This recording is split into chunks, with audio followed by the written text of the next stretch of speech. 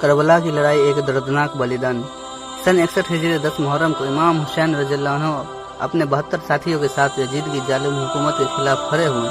یزید چاہتا تھا کہ حسین رضی اللہ عنہ ان کی بیعت کرے، یعنی اسے خلیفہ مان لے، لیکن امام حسین نے کہا مجھ جیسا شخص یزید جیسے آدمی کی بیعت نہیں کر سکتا۔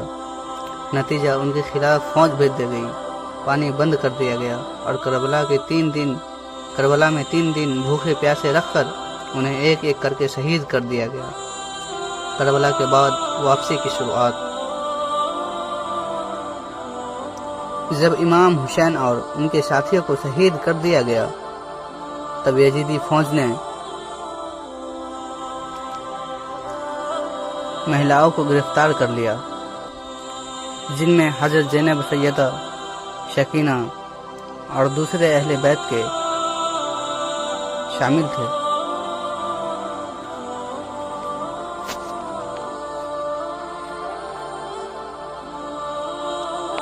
امام حسین کے بیٹے امام زین العابدین کو بیمار حالت میں بندھک بنا لیا۔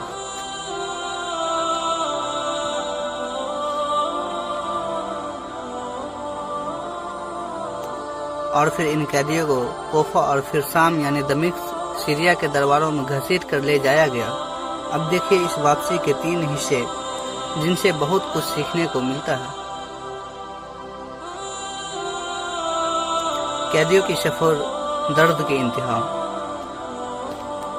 جب جنگ ختم ہوئی تو بچے ہوئے لوگوں میں زیادہ تر مہلائیں اور بچے تھے۔ انہیں رسیوں میں باندھ کر بے عزتی اور ظلم کے ساتھ اونٹ پر بیٹھا کر کوفہ لایا گیا۔ وہاں کے لوگوں نے عجیب برتاؤ کیا، کچھ لوگ پچھتائے، کچھ تماشا دیکھتے رہے۔ پھر انہیں شام یعنی دمشق کے دربار میں یزید کے سامنے پیش کیا گیا۔ وہیں حضرت زینب نے ایتہاسک خطبہ دیا کہ یزید تیرا وقت ختم ہونے والا ہے۔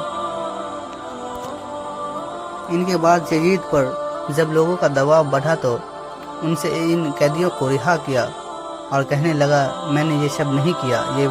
یہ لوگ پھر واپس کربلا لوٹے، چہلم یعنی شہادت کے 40 دن بعد پر، تاکہ شہیدوں کی قبروں پر ماتم کر سکے۔ دماغین لوٹنے کی راہ، مدینہ کی طرف واپسی۔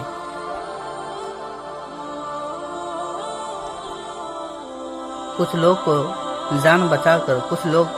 جو جان بچا کر بھاگے یا قید سے بچے، انہوں نے سیدھا مدینہ کی راہ لی۔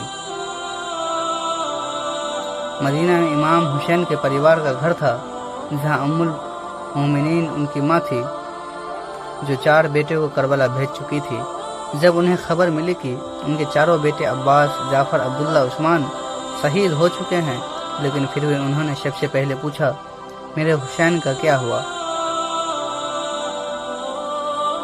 یہ وہ الفاظ ہیں جو آج بھی رلا دیتے ہیں۔ کوفہ اور دوسرے شہروں میں جاگرکتا پھیلانا۔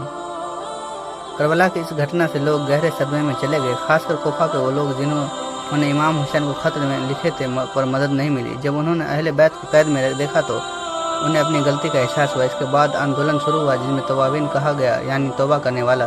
پھر ایک شخص مختار التقالی کھڑا ہوا اور انہیں یزید کے سینیکوں، کمانڈر اور ہتھیاروں سے بدلہ لینا شروع کیا۔ اس نے یزید ابن شمر کو ہتھیاروں کی سزا دلائی۔ نتیجہ اور سبق: کربلا سے واپسی کی صرف ایک بھگولک سفر نہیں تھا، یہ ایک جذباتی، ایمانی اور انسانی کرانتی کی شروعات تھی۔ حضرت زینب اور امام زین العابدین نے ان سفر کو ایک مشن بنا دیا تاکہ دنیا کو پتہ چلے کہ حسین کیوں شہید ہوئے۔ انہوں نے کربلا کی سچائی کو دبنے نہیں دیا، بلکہ اس نے ہر دل میں زندہ کر دیا۔ تو ناظرین، یہ تھا کربلا سے واپسی کا واقعہ۔ تو ہمیں امید ہے کہ آپ کو اچھی لگی ہوگی۔